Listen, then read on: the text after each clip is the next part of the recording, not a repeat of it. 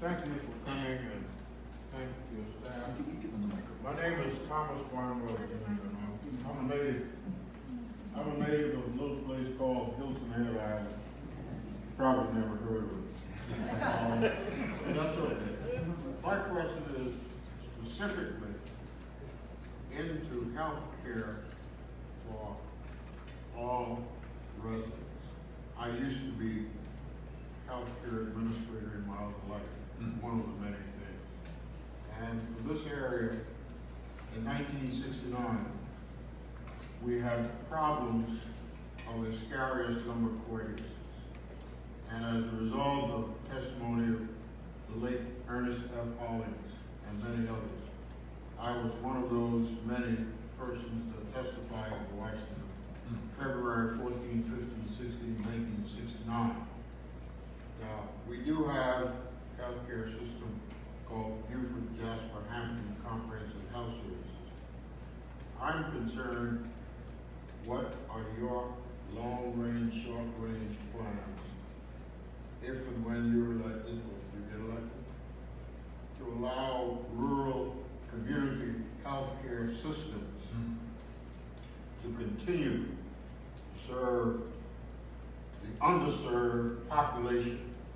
Also, we know that there are fewer medical providers. Attached to that, what are your long-range plans for outpatient as well as telemedical service? Thank you very much. I apologize for my long question. It was perfect, and I'm grateful for the question and the grounding and the context of this country's history.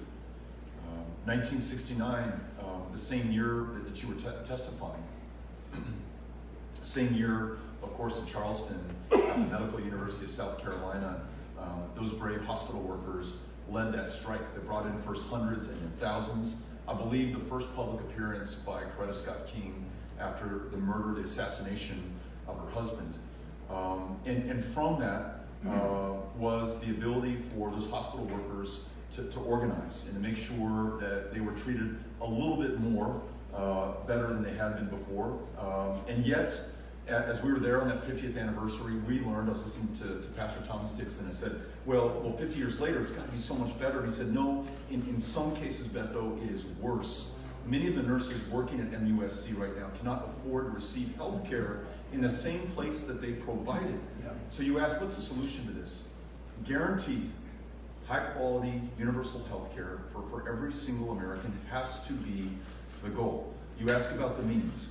Let's make sure that if you're one of the tens of millions of our fellow Americans who has no care at all, that we enroll you into Medicare. If you are insufficiently, I love that you used the word guaranteed earlier. If you are insufficiently covered, means you have health insurance, but you're not guaranteed care because you may not have the money for the copay, you may not be able to afford the premium, you may not be able to bridge that deductible, you can elect to move into Medicare. But if you have employer-sponsored insurance that you like, works for you and your family, you're able to keep it. It's a plan called Medicare for America, and it's the one that we support.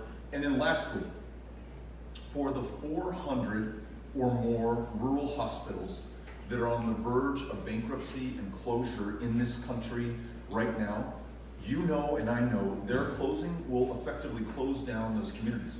The ability to recruit the school teacher, the ability to retain those young people or to talk them into coming back to that community when there's no health care there anymore, that will consign them to a lack of vitality and ultimately an inability to sustain a population there. So investing as a part of this plan in rural healthcare specifically, the reimbursement rates that make it affordable to be a nurse practitioner or a doctor in that community, essential if we're going to solve this problem. And lastly, to anyone who thinks it's expensive to make this commitment to universal health care, it may be, but it is a heck of a lot less expensive than the way that we pay for care today in the emergency room, in the county jail, or not at all for people who live lives diminished or cut short far too soon. Thank you for the question. Appreciate it.